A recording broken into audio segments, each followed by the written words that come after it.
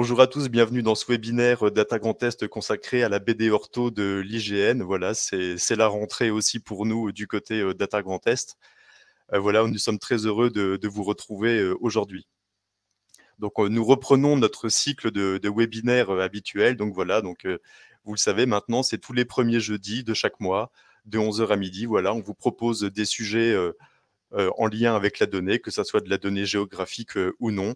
Voilà, et puis donc dans ce type d'événement, nous favorisons bien sûr les interactions avec vous, voilà, avec vos questions, et puis avec la participation de différents intervenants pour présenter des cas d'usage. On vous invite tout de suite à retenir la date de du prochain webinaire, donc ça sera le jeudi 6 octobre, sur le sujet de la standardisation des données, et c'est Guillaume qui vous animera cette session. Avant qu'on démarre dans le vif du sujet, quelques rappels concernant la plateforme Livestorm qui héberge ce webinaire. Donc voilà, si vous pouvez favoriser le navigateur Chrome, ça semble bien marcher, c'est recommandé aussi par Livestorm. Certaines présentations sont préenregistrées, voilà, pour des questions de fluidité. Et puis ça permet aussi à nous de répondre à vos questions en live durant les vidéos. Donc vous avez l'habitude aussi maintenant, en bas de votre écran à droite, donc il y a deux onglets, il y a un onglet de chat. Ça, voilà, c'est pour discuter entre nous, et il y a aussi un onglet questions. Donc si vous avez des questions auxquelles vous souhaitez obtenir une réponse, voilà, on vous invite à les poser dans cet onglet-là. Les webinaires sont bien sûr enregistrés, ils sont diffusés après sur notre chaîne YouTube en replay. Voilà, donc on sait très bien qu'aujourd'hui c'est la rentrée des classes, qu'il y a beaucoup de personnes qui ne peuvent pas être là parce qu'ils accompagnent leurs enfants à l'école.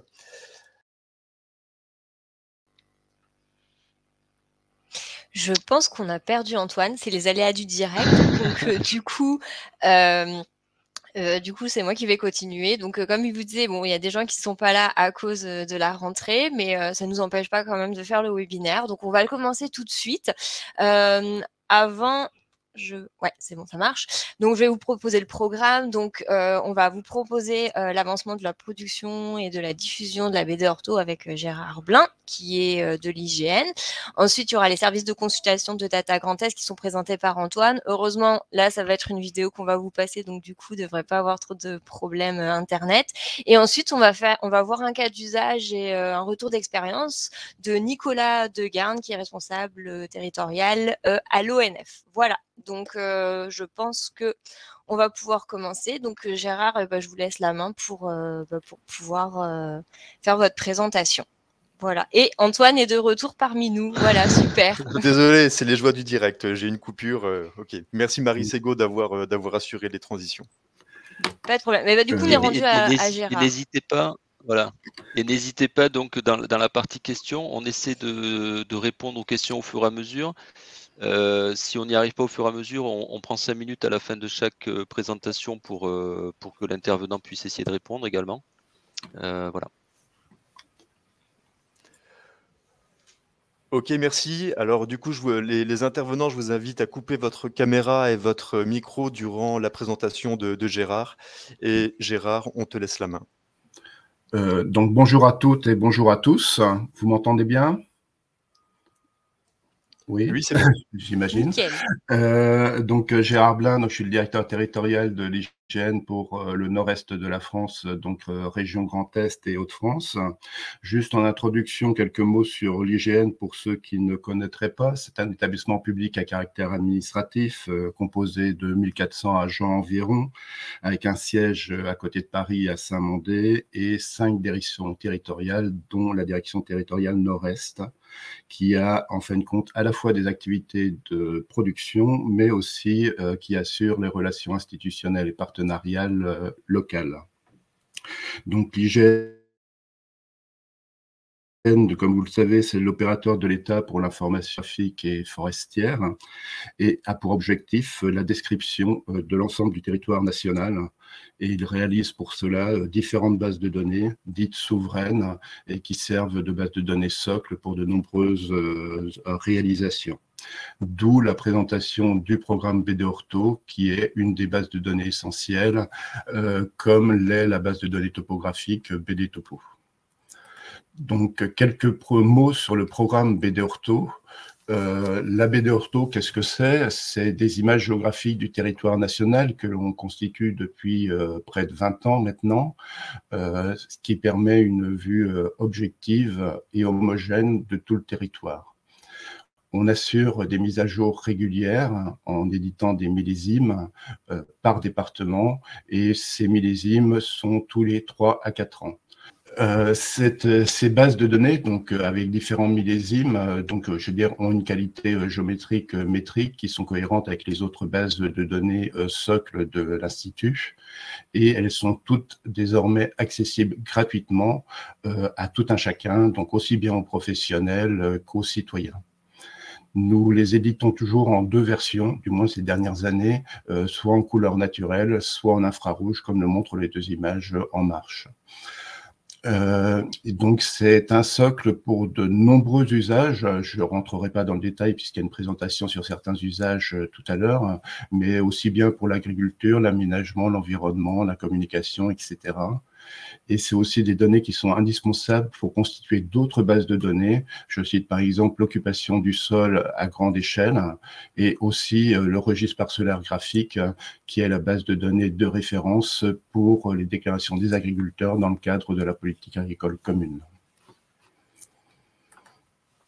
Donc, la BD-Ortho, au niveau principal, étape technique pour la constituer, bien sûr, il y a déjà la préparation du plan de vol, puisque c'est des images aériennes, où on vise, en fin de compte, une résolution native de 20 cm en moyenne, avec un pixel de 21 cm maximum. Donc ça, c'est une évolution depuis 2021. Avant, c'était du 25 cm natif. On vole à peu près à 21 000 pieds en altitude, donc très haut. Donc, il y a l'acquisition, bien sûr, après des images aériennes. On fait l'orientation des images avec la stéréopréparation et l'aérotriangulation. Ensuite vient l'étape d'orthorectification et bien sûr les corrections radiométriques avant le processus de diffusion. Je ne rentre pas plus dans le détail, je pense que vous connaissez ces différentes étapes. Là, je voulais quand même signaler les différentes contraintes qui sont liées aux prises de vue aériennes. Bien sûr, vous vous en doutez, il faut une météo favorable car il ne faut pas de nuages pour qu'en fin de compte, on ait vraiment une image continue sur tout le territoire. L'ortho est faite avec, en fin de compte, après la pousse des feuilles. Donc, c'est une prise de vue saisonnière qui se passe entre avril et septembre. Il faut aussi avoir des autorisations de vol et là, on a quand même souvent des contraintes où certains jours, on n'est pas autorisé de voler. Et bien sûr, des périodes horaires de vol limitées dans la journée puisqu'il faut qu'on minimise les ombres.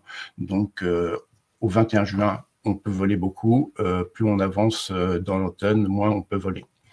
Et un petit signal, les zones interdites à prise de vue aérienne, qui sont des contraintes aussi. Donc, l'hygiène peut voler ces zones-là, mais je veux dire, à la sortie de l'avion, des personnes habilitées qui floutent directement les images, comme vous le voyez sur la petite image ici, à Nancy. Au niveau des spécifications, donc je le disais en natif 20 cm, la résolution du produit final est à 20 cm, en projection Lambert 93 qui est la projection normale, format JPEG 2000, un dallage régulier, je veux dire, sur tout le territoire, 2 éditions, la couleur naturelle et l'approche infrarouge, et bien sûr des métadonnées pour accompagner cela. Donc en région Grand Est, où en est-on? Donc en région Grand Est, on échange pour la programmation de Grand Est pour essayer de programmer au mieux en fonction des besoins régionaux. On avait prévu, en fin de compte, la prise de vue de l'ensemble de la région sur 2 années, 2021-2022. En 2021 étaient prévus les 5 départements que vous voyez à l'écran, donc l'Alsace 67-68, les Vosges et le 54 et le 57. Les conditions météo de 2021, de l'été 2021 ont été très mauvaise, hein, si bien qu'on a pu acquérir le 67 et le 68. Exceptionnellement, on a sous-traité l'acquisition des Vosges, hein, qui a été faite. Hein. On avait aussi sous-traité l'acquisition des départements de la Moselle et de la Meurthe-et-Moselle, mais ça n'a pas pu se faire. Donc, en 2021, on a réussi à faire que les 3 départements, 67, 68, 88. Et toutes ces ortho-images sont d'ores et déjà disponibles. Donc, pour le programme 2022, bien sûr, il y avait le reste de la région Grand Est et on y a additionné le 54 et le 57 qui n'avaient pas pu être réalisés en 2021. Et là, cette année, vous avez vu l'été qu'on a eu, donc très beau temps, on a réussi à acquérir les 7 départements, 7 départements, je vais dire avant le 15 août. Donc, toutes les données résultantes ortho-images seront, donc la programmation n'est pas encore faite pour l'orthorectification, mais elles seront de toute façon disponibles au plus tard au cours du 2e trimestre 2023, sachant que s'il y a des besoins particuliers d'un point de vue technique, hein, on produit systématiquement des orthos dites express hein, qui permettent à répondre à ces besoins techniques. Donc, si vous en avez besoin, vous demandez à Data Grand Test, je leur mettrai à disposition. Le 08 51 54 57 sous cette formule-là sont déjà disponibles. Donc là, je voulais vous présenter un petit peu l'histoire, les disponibilités de BD Ortho depuis près de 25 ans, parce que ça fait 25 ans qu'on a commencé ce produit. Bon, bien sûr, avec des spécifications différentes, parce qu'au début, c'était du scan de photographie argentique. Bien sûr, on a assez rapidement passé au numérique. En bleu, vous avez en fin de compte toutes les acquisitions faites par l'IGN directement, mais c'était du 50 cm. Hein, et à l'époque, ces produits étaient sous licence payante. Les années suivantes, on s'est entendu avec Géo Grand Est puis Data Grand Est pour essayer de programmer mieux l'ensemble de la région. Et ces deux derniers millésimes, on a réussi à programmer l'ensemble de la région sur 2 ans, comme vous le voyez en orange et en vert. Désormais, toutes les images, toutes les orthophotographies sont en licence ouverte, version Etalab, version 2 d'Etalab. Au niveau de la diffusion, je vais dire, donc là, Antoine vous parlera en fin de compte de toutes les données qui sont d'ores et déjà disponibles sur la plateforme Data Grand Est et je pense différents outils aussi pour l'utiliser. Il faut savoir aussi que toutes ces données sont disponibles à l'IGN. Donc là, il vous suffit de vous rendre sur le geoservice.ign.fr où sont en fin de compte disponibles toutes les données de l'IGN et totalement gratuitement et sans aucune identification nécessaire. Il n'est pas nécessaire de créer de compte pour télécharger tous les produits à l'IGN, à l'exception de 3 produits qui sont faits avec des partenaires qui sont le Scan 25, le Scan 100 et le Scan OACI. Mais autrement, toutes les autres données, pas besoin de s'identifier. Et il y a 2 possibilités pour avoir ces données, pour accéder à ces données, soit le mode téléchargement, vous téléchargez directement le produit, soit via les services web. Donc, pour le téléchargement, vous sélectionnez dans GeoService, vous allez sélectionner le produit BD Ortho et vous allez avoir une fenêtre qui va s'afficher, c'est la 2e fenêtre, hein, qui permet soit de télécharger les BD Ortho actuelles, soit les anciennes éditions. Elles n'y sont pas forcément toutes, mais il y a déjà une grande partie et on les charge au fur et à mesure. Et vous avez aussi les versions infrarouge couleur.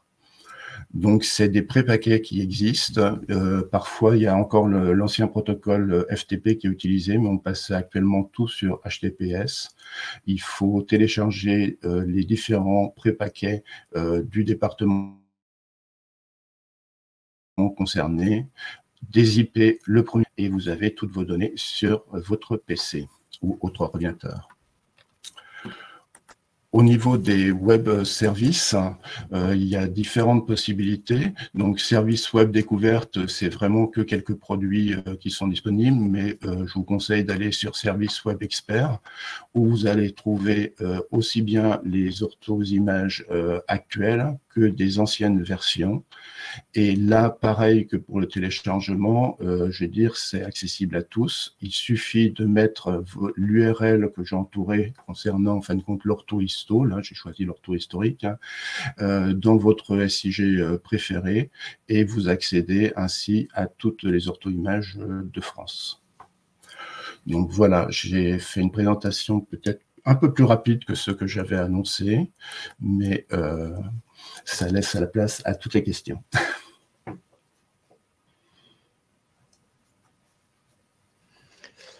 Eh ben, ok, merci beaucoup Gérard pour cette présentation complète, puisque tu retraces aussi un peu l'historique de la production. C'est très bien, ça montre toute la richesse de la donnée qui est disponible. De mon côté, j'ai bien noté donc deuxième trimestre 2023 pour avoir les départements qui ont été volés cette année.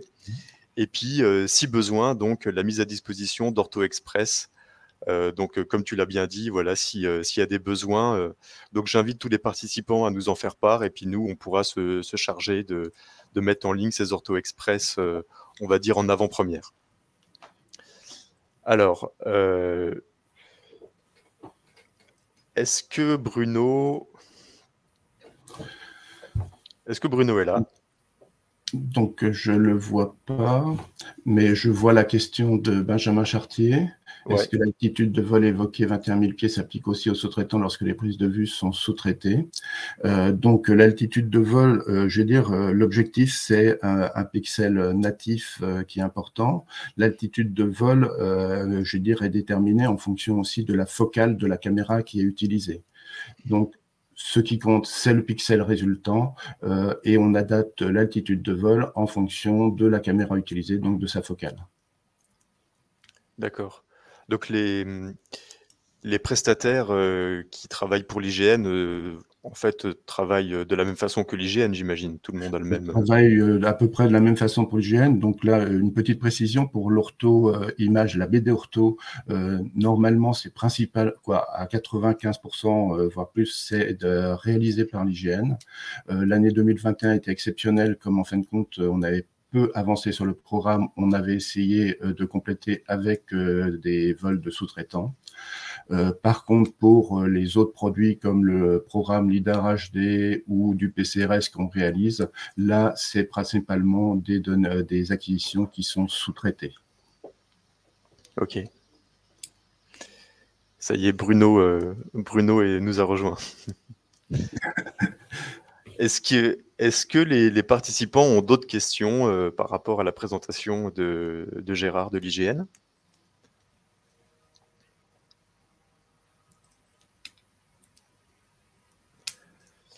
Alors, pour l'instant, il n'y en a pas. Donc, du coup, bon, si vous voulez, on pourra y revenir un peu plus tard si vous le souhaitez. Du coup, je vous propose qu'on avance dans le webinaire. Et... Ah.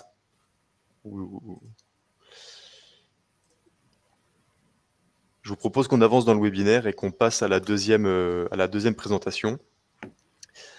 Alors, je vais envoyer la présentation. Alors, vous verrez au début, il y a un petit jingle et le son est peut-être un petit peu fort, donc ne soyez pas surpris. Après, le son se remet bien. En tout cas, si vous voulez faire quelques degrés de moins au niveau sonore, faites-le maintenant avant que j'envoie la vidéo. Ça vous évitera d'être trop surpris au moment où la vidéo démarre.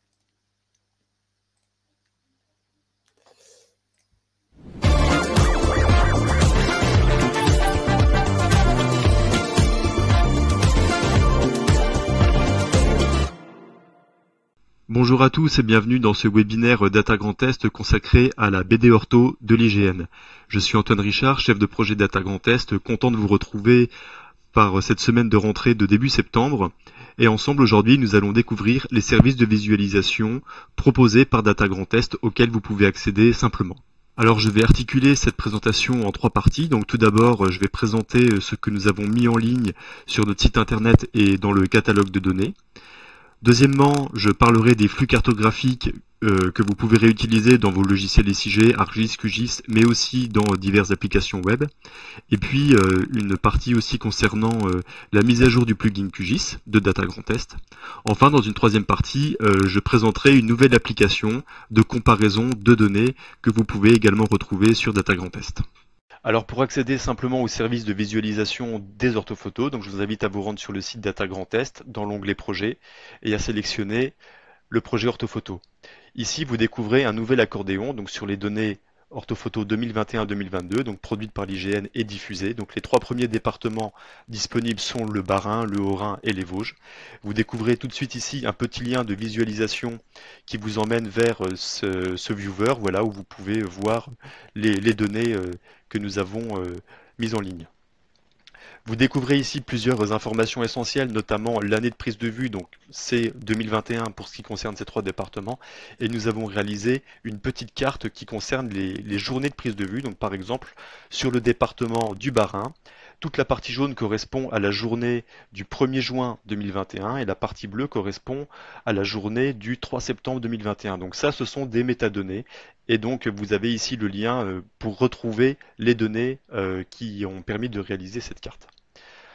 Au niveau de la résolution, donc nous avons 2 types de résolution. Donc la première résolution, c'est la résolution native, c'est-à-dire c'est celle à partir de laquelle l'IGN fait la prise de vue, donc 25 cm, et la résolution finale est de 20 cm par pixel. Ici, vous retrouverez 2 liens de métadonnées, donc un lien sur la version RVB et un lien sur la version IRC. Dans cette colonne, vous avez donc le nom du layer WMS si vous souhaitez réutiliser cette donnée dans une application web ou dans un logiciel SIG. Et ici, nous avons 2 liens de téléchargement donc de l'orthophoto départementale.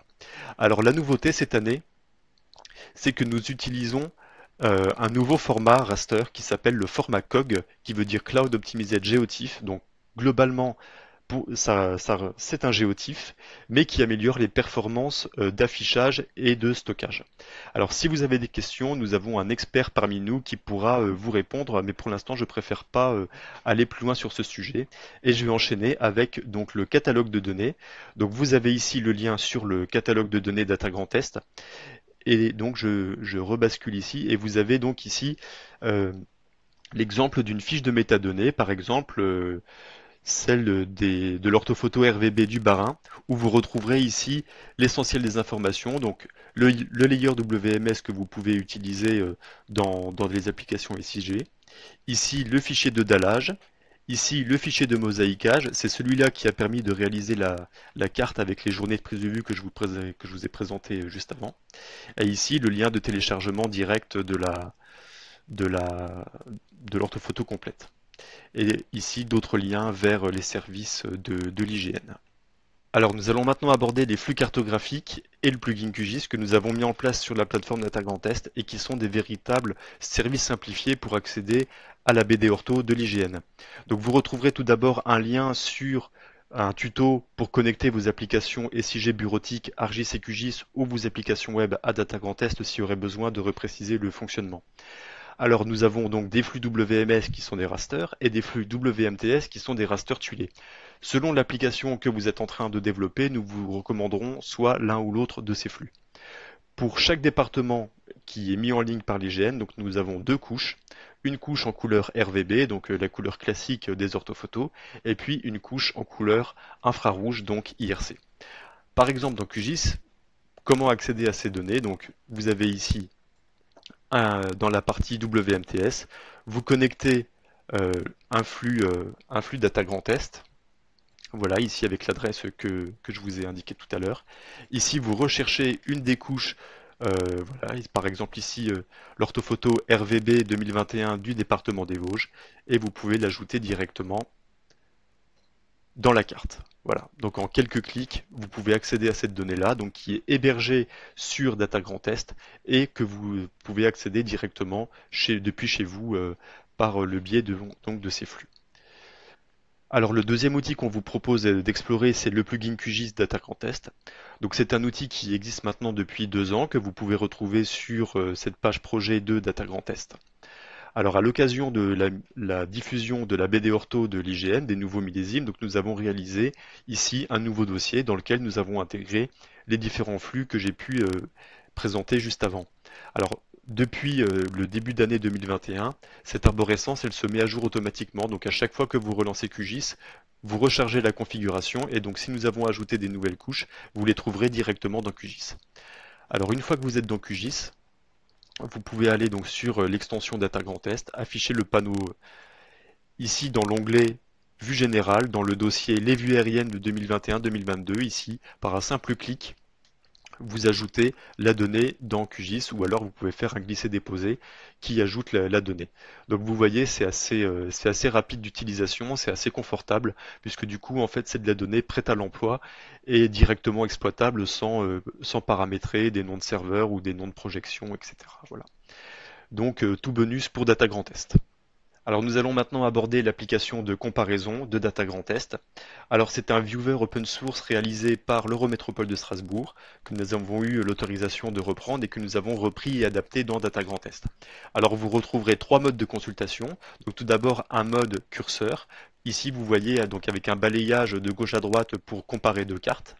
Ici le mode synchronisé, donc qui vous permet d'afficher côte à côte 2 cartes sur le même espace, et donc là les zooms et les déplacements seront synchronisés. Et enfin le mode superposé, donc qui vous permettra de gérer la transparence. Alors nous avons plus de 20 couches de références disponibles, comme par exemple les orthophotos historiques d'Alsace, toute la BD Ortho de l'IGN sur plusieurs millésimes, les différents fonds de plan OpenStreetMap de Data Grand Est, les couches d'occupation du sol, les géoportails de l'urbanisme, le cadastre, etc. Alors tout d'abord, une petite démonstration. Voilà, donc vous arrivez ici sur le lien que je vous indiquais dans la page des cas d'usage pour découvrir un petit peu cette application-là. Et puis ici, voilà, accéder à cette donnée-là. Alors dans le bandeau du haut, ici, vous retrouverez une liste déroulante qui vous propose donc de comparer à gauche et à droite de la carte 2 couches différentes. Donc vous retrouverez les photographies historiques d'Alsace, la BD Ortho de l'IGN, qui est le sujet de ce webinaire, l'occupation du sol de Data Grand Est, différents fonds de plan OpenStreetMap, le plan cadastral, les documents d'urbanisme et puis le plan IGN version 2. Alors là, je suis en mode curseur. Donc ça me permet ici, avec le petit curseur en bas de page, de balayer de gauche à droite la carte et donc de comparer le Grand Est avec 2 cartes différentes. Alors le choix du mode se fait ici. Donc là, ici, je suis en mode curseur. Ici, je suis en mode superposé. Donc avec un système de gestion de la transparence, eh bien, je peux gérer la transparence et aussi bénéficier du système de balayage. Ou alors, je peux passer en mode synchronisé. Et donc là, en fait, l'écran se compose de 2 parties et donc les mouvements de zoom et de déplacement sont synchronisés. Alors pour la démo suivante, je vais aller sur la commune de Tomblaine, à côté de Nancy. Voilà. Et je vais comparer l'occupation du sol à 2 dates différentes. Donc d'un côté de la carte, l'occupation du sol sur l'année 2010, de l'autre côté de la carte, l'occupation du sol sur l'année 2019. Alors ce qui est assez sympa avec la construction de cette donnée occupation du sol que vous connaissez déjà, mais aussi avec cette application, eh ben, c'est qu'avec le balayage, on a l'impression de passer de l'état 2010 à l'état 2019 assez simplement, ou en tout cas avec un effet plutôt sympa. Vous voyez ici au centre de la carte, là il y a tout un lotissement qui s'est construit entre ces 2 dates, et donc eh ben, en fait on peut montrer l'étalement urbain, voilà, grâce à cette application de façon plutôt interactive et sympa à visualiser. Pour la dernière démo de ce webinaire, je vais aller sur la commune de Fléville pour explorer un peu les couches du géoportail. Alors vous avez ici des flux du géoportail donc, que nous avons captés et puis réintroduits dans cette application-là. Donc c'est une consommation directe de flux. Et donc vous avez 3 couches différentes. Vous voyez ici qui représentent les flux du géoportail de façon différente parce qu'en fait ces flux ils contiennent vraiment de très nombreux objets. Donc nous vous présentons plusieurs symbologies différentes. Vous retrouverez donc ici le zonage des documents d'urbanisme que nous pouvons comparer donc aux orthophotos et ici voilà jouer avec la transparence des données. Ce qui est très intéressant, c'est que ça permet de superposer donc les zonages d'urbanisme avec par exemple le plan cadastral et aussi avec les données d'occupation du sol. Donc vous avez tout un éventail de possibilités, que ce soit avec les différents modes de représentation, avec les différentes couches disponibles, et puis aussi avec toute la variété de visualisation possible. Voilà, vous pouvez vraiment faire des choses très sympas avec cette application-là. Merci à tous pour votre attention. Voilà, vous pouvez être créatifs avec Data Grand Test et nous restons à votre disposition pour répondre à vos questions. Merci et à bientôt.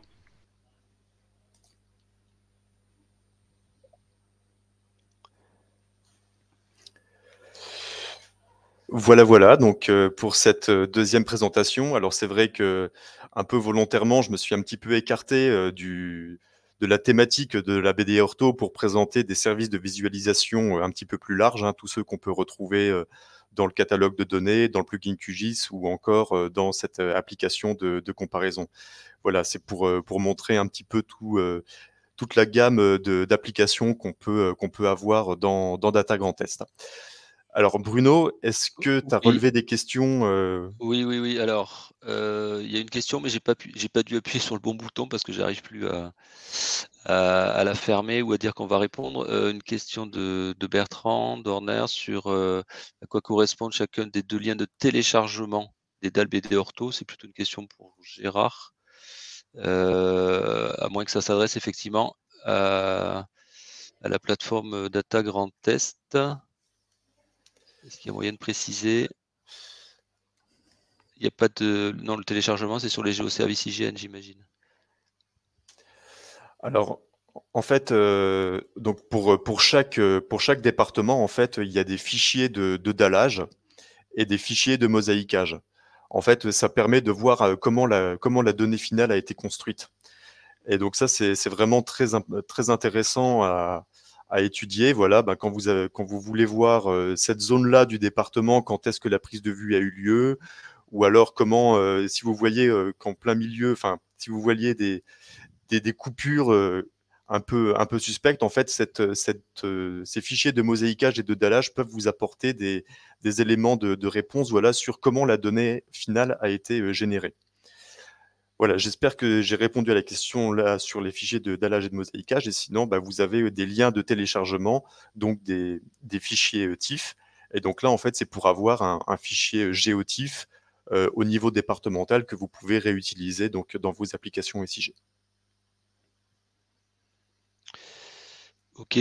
Ensuite, il y avait une intervention, question, remarque plutôt d'ailleurs toujours de Bertrand sur la mise à jour du plugin, mais qui n'a pas fonctionné là sur le poste au bureau. Donc Bertrand dit qu'il va retester depuis un ordi privé. Oui, alors c'est vrai. Je ne sais pas si Bertrand travaille dans les services de l'État, mais on a l'impression qu'il y a des blocages au niveau des proxys dans les organismes d'État. Et parfois ça marche, parfois ça marche pas. En tout cas, on essaye de travailler sur le sujet, d'améliorer le fonctionnement. Ouais, alors ça peut être le proxy, ça peut être les droits sur le poste aussi, hein. Ouais. Ouais, dans les administrations, c'est parfois assez verrouillé.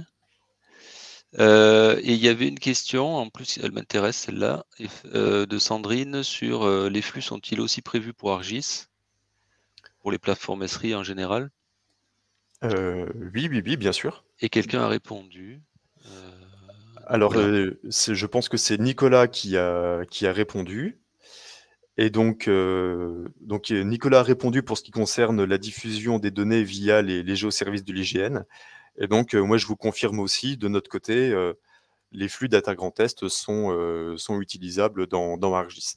Donc, vous verrez dans la présentation qu'on mettra en ligne à la suite de ce webinaire, j'ai parlé d'un tuto connecté ArcGIS et QGIS à Data Grand Test dans cette présentation-là. Donc, vous pouvez aussi retrouver ce lien avec la documentation de ce webinaire.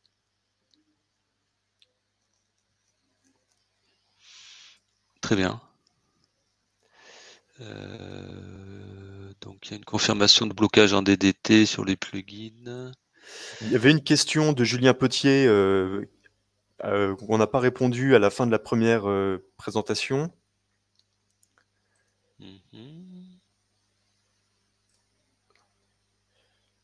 Dans la partie question ou chat? Attends. Je sais plus. Donc, la question de Julien était les données collectées en 2021 sont-elles déjà disponibles sur la plateforme? Et donc, oui, on vous confirme bien, Julien, les données acquises en 2021 sont diffusées à la fois sur la plateforme IGN et à la fois sur la plateforme Data Grand Est.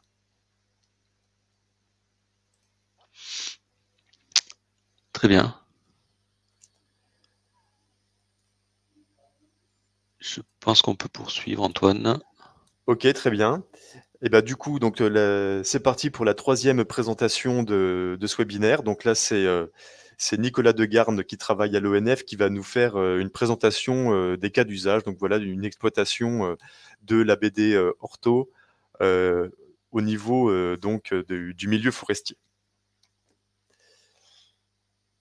C'est parti, j'envoie la vidéo. Bonjour à tous, je m'appelle Nicolas Degarne, je suis responsable SIG à l'ONF dans la DT Grand Est et je vais vous présenter quelques cas d'usage de la BD ortho dans nos forêts du Grand Est à l'ONF que je vais commencer par présenter. Donc l'ONF, c'est l'Office national des forêts, c'est un établissement public qui a vocation à gérer durablement les forêts françaises. Donc il y en a 25% des forêts françaises qui sont gérées par l'ONF. C'est 11 millions d'hectares, majoritairement en Outre-mer, avec 6,4 millions principalement en Guyane, et 4 millions d'hectares qui sont gérés en métropole, où aussi on applique les 3 grandes missions qui consistent à produire du bois au service d'une économie durable, à agir pour la protection de la biodiversité et pour le climat, et la préservation du climat, et ensuite accueillir du public. Et toutes ces missions, on le fait aussi, et surtout pour ma part, dans le Grand Est. Donc c'est 4000 forêts gérées, 1 million d'hectares, et ça représente une superficie importante parce que c'est 20% de l'ensemble du territoire de la région Grand Est.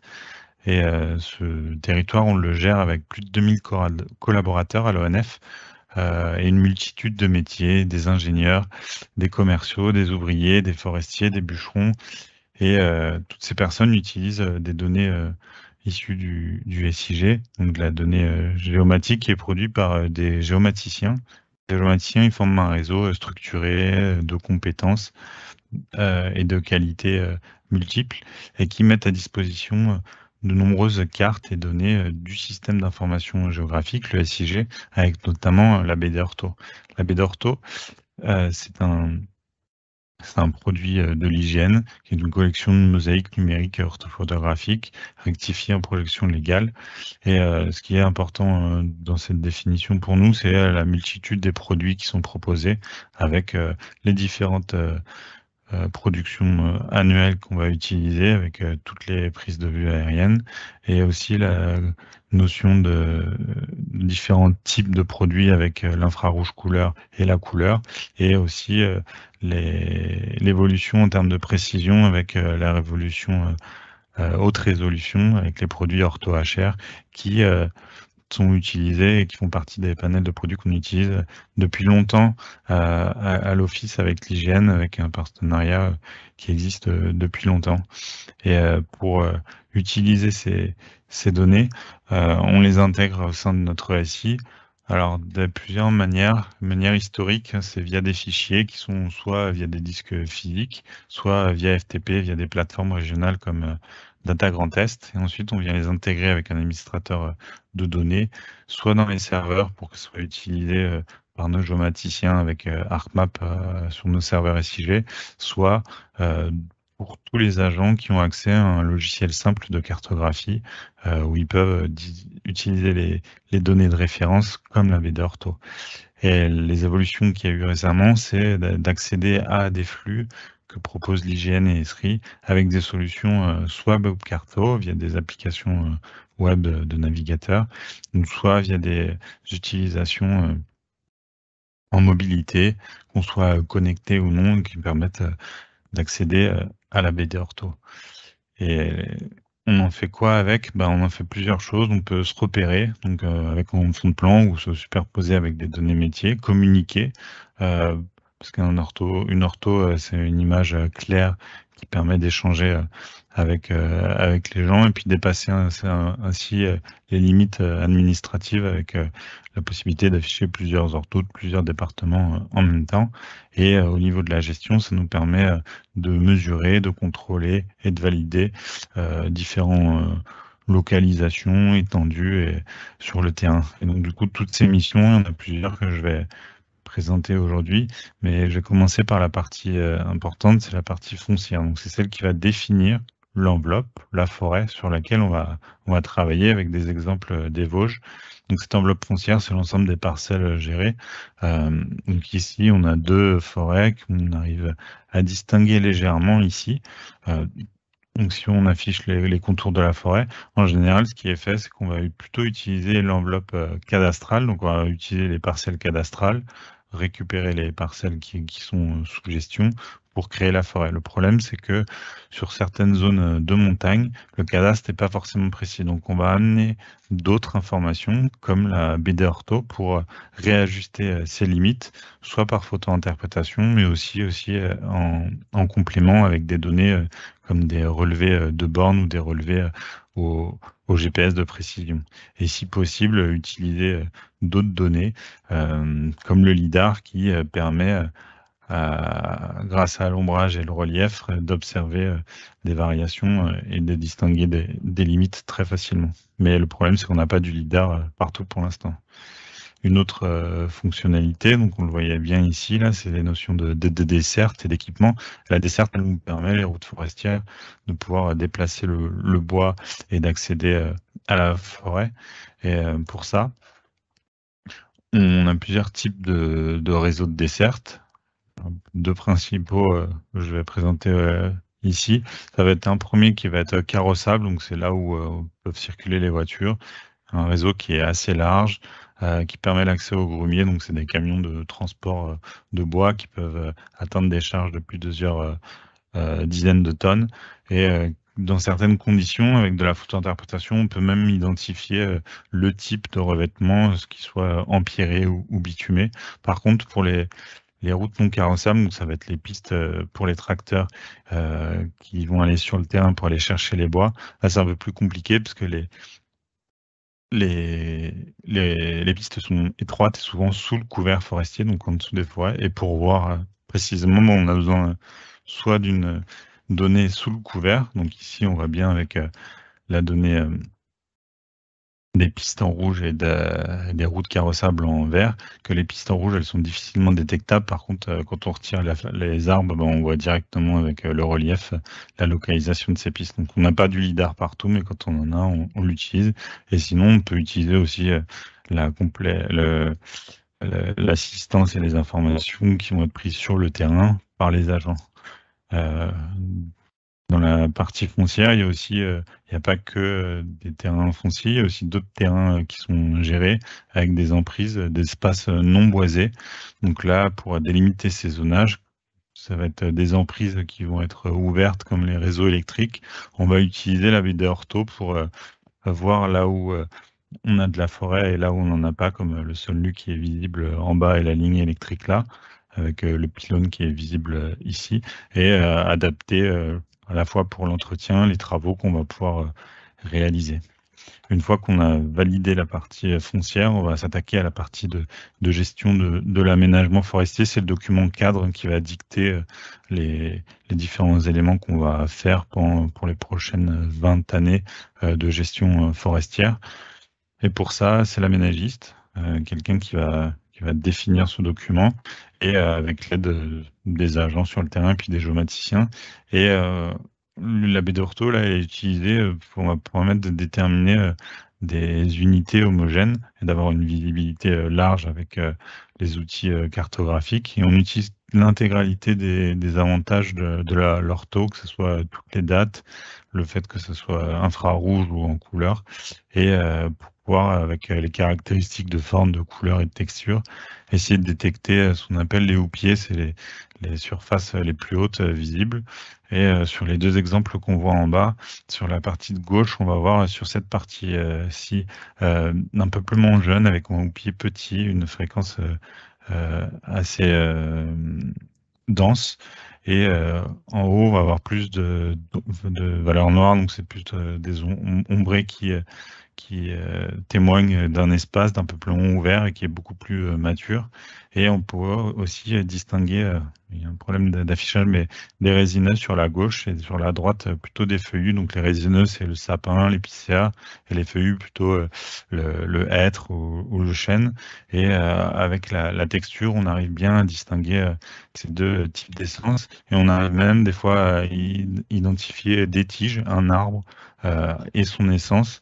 Là, ici, sur l'exemple, on voit bien l'épicéa avec la forme bien significative en pointe avec en forme d'étoile, alors que le sapin, lui, est beaucoup plus arrondi dans cette sapinière avec des épicéas.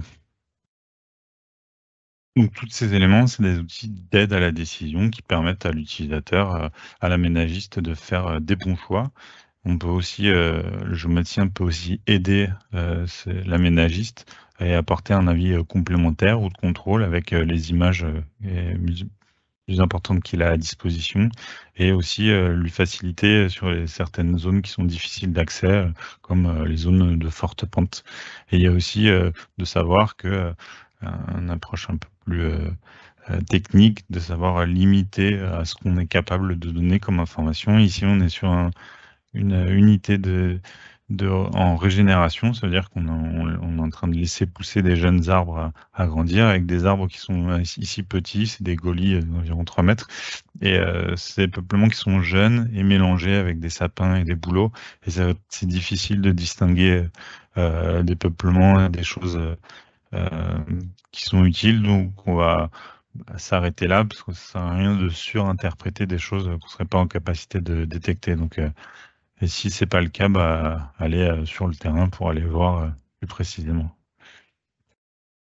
Donc ça, c'est pour la partie de la gestion un peu courante, et il peut y avoir des éléments qui changent et qui bouleversent ces aménagements, comme on a eu les tempêtes de fin décembre 99, où le visage de la forêt française a été bouleversé, notamment cet exemple proche de l'individu de Haguenau, où on va suivre à partir des trouées ici en rouge l'évolution à travers la visibilité des différentes orthos qu'on a à disposition. Donc en 2002, avec la mise en place d'exploitation ici pour aller récupérer les chablis tombés sur les zones dévastées à cause du vent. Et on voit que la végétation va venir petit à petit pour en 2011, voir que les efforts de gestion pour reconstituer ces zones commencent à se faire voir, avec la privilégiation. On va privilégier des reconstitutions par voie naturelle, parfois par voie artificielle, mais uniquement en cas de blocage, pour arriver à un état végétal plus satisfaisant. Donc là, on voit les plus-values de la baie d'Orto, c'est à savoir délimiter des zones pour adapter différentes coupes et travaux qu'on va être amené à effectuer, aussi voir la puissance de la vision temporelle du domaine géré avec 20 ans qu'on a passé assez rapidement. À l'échelle humaine, c'est très long, 20 ans. À l'échelle d'une forêt, c'est 20 ans très court. Mais ces temps longs, ils sont en train de s'accélérer avec le changement climatique, où on a l'apparition de nouveaux phénomènes de détection de dépérissement avec des crises, notamment de scolytes. C'est un petit insecte qui s'est attaqué aux épicéas et qui a fait chuter la quantité d'épicéas dans le Grand Est, et avec des images de BD Ortho, notamment Express, on est en capacité d'essayer de commencer à détecter et à avoir des dépérissements. Donc si on regarde sur cet exemple de Tannes dans le Bas-Rhin, on voit que sur cette image de forêt, quand on passe en 2018, on voit ce rougissement ici, et quand on zoome, on voit vraiment un rougissement et qui se traduit sur une vision un peu schématique sur la droite de ce changement d'état de la forêt avec un dépérissement, une mortalité des arbres, et qu'on doit gérer. Donc pour gérer, on met en place des outils qui soient soit WebCarto, ou on utilise la BD Ortho comme fond pour suivre les produits accidentels, donc c'est les arbres qui ont été scolités, et soit par le terrain pour aller récupérer depuis le terrain et numériser des zones depuis des applicatifs tels Survey 1, 2, 3. Donc ça, c'est pour gérer, et pour anticiper pour demain. avec le pôle de recherche et développement de l'ONF et puis des partenaires extérieurs, le ministère et l'INRA. Enfin, notamment, on a travaillé avec l'Ortho Express pour valider des algorithmes de détection d'anomalies qui permettaient d'être attribués aux dégâts de scolytes. Donc, une première carte qui est produite et avec nos yeux d'experts, on va valider à partir des orthos, notamment les Ortho Express pour cette crise de 2018. Donc les missions de l'ONF, il y en a plusieurs aussi à l'extérieur de l'office, je ne vais pas forcément les détailler, mais on va avoir tout ce qui va être restauration des terrains de montagne, donc c'est toutes les expertises de montagne, on va utiliser beaucoup le drone, la partie dune et gestion du suivi des cordons dunaires, où là ça va être surtout l'ortho littoral, et enfin il va avoir tout ce qui va être malheureusement d'actualité, la DFCI, on va faire du suivi un peu avec des images satellites. Mais on utilise la BD Ortho toujours dans ces thématiques-là comme fond et comme appui de données de référence. Et donc pour conclure et voir les perspectives, donc il y a de nombreux usages qui sont faits au sein de l'ONF pour aider la décision de de beaucoup de métiers. C'est des données précises et récurrentes. Elles sont rapidement mises à disposition avec le concours des plateformes comme Data Grand Test et puis des plateformes de l'hygiène. Et puis des produits même qui, avec l'Ortho Express, permettent d'accéder en avance de phase aux données. Et puis une précision qui s'accroît avec l'Ortho HR qui permet d'augmenter les possibilités et les réflexions.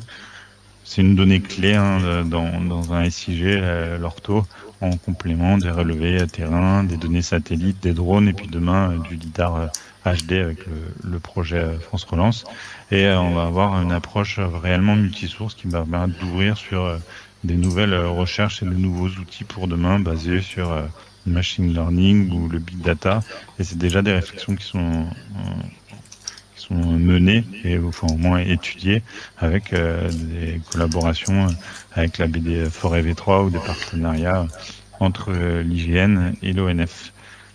Donc voilà pour un point de vue d'ensemble. Je vous remercie de votre attention et je remercie particulièrement Bruno et Antoine pour leur invitation et Eric Berlweiler du réseau et le réseau SIG de l'ADT pour leur participation à montrer ces cas d'usage. Je vous remercie. Bonne journée.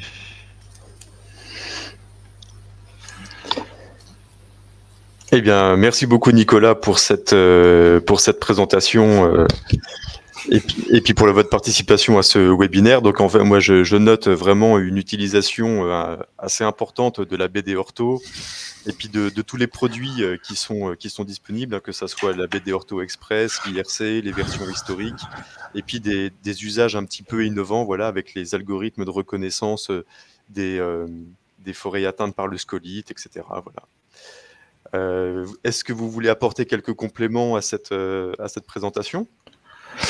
Non, je pense qu'il va falloir un point de vue assez global. Je voulais juste m'excuser auprès des habitants de Thann qui se situent bien dans le Haut-Rhin et pas dans le Bas-Rhin, comme j'ai dit dans la présentation. Donc, mais nous ne sommes qu'une région Grand Est, donc on a un ensemble commun.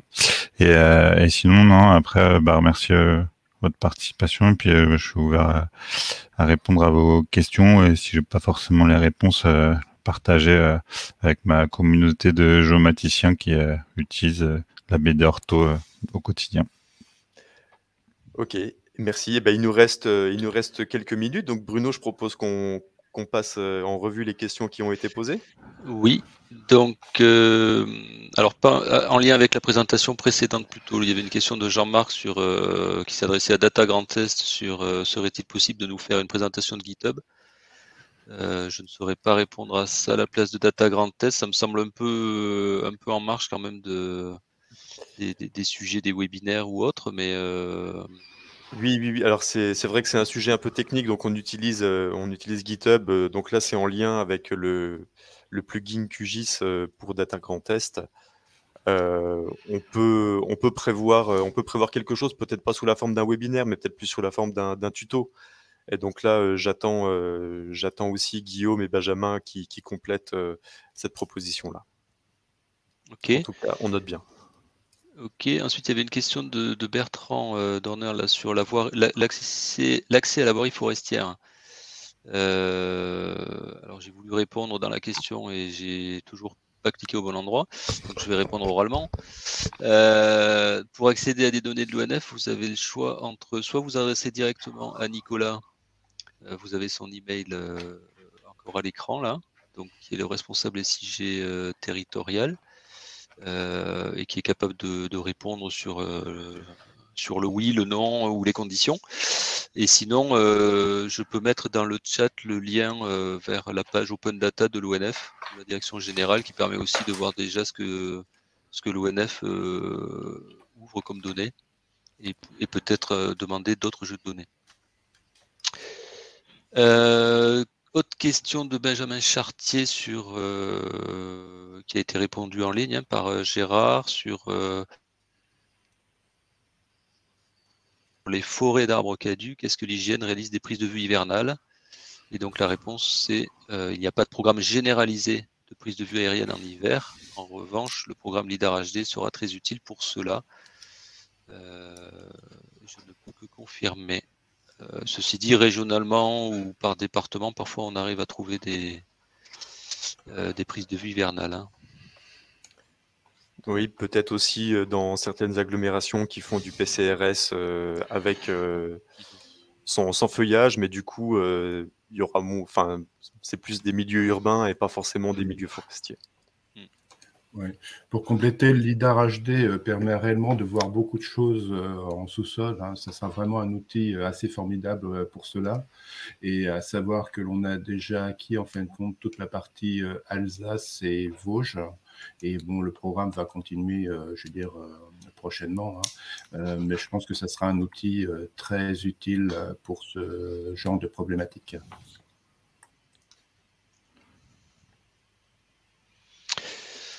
Voilà, je n'ai pas noté d'autres questions. Très bien, je pense qu'on a fait le tour, du sujet. Eh bien, écoutez, merci à tous d'avoir suivi ce webinaire. Je remercie aussi tous les intervenants, voilà, Nicolas, Gérard, Bruno, Marie-Ségolène. Et puis désolé pour les petits problèmes techniques que nous avons eus, mais voilà, c'est les joies du direct. Voilà, on fait des événements en live et des fois ça se passe comme ça. Je pense qu'on s'en est bien sorti. Voilà, donc on vous donne rendez-vous donc le 6 octobre sur le sujet de la standardisation des données. Et d'ici là, si vous avez des questions, voilà, n'hésitez pas à nous contacter sur l'adresse contact@datagrandest.fr. Voilà, merci à tous, très bonne journée et à bientôt. Merci. Bonne journée. Merci à tous. Bonne journée.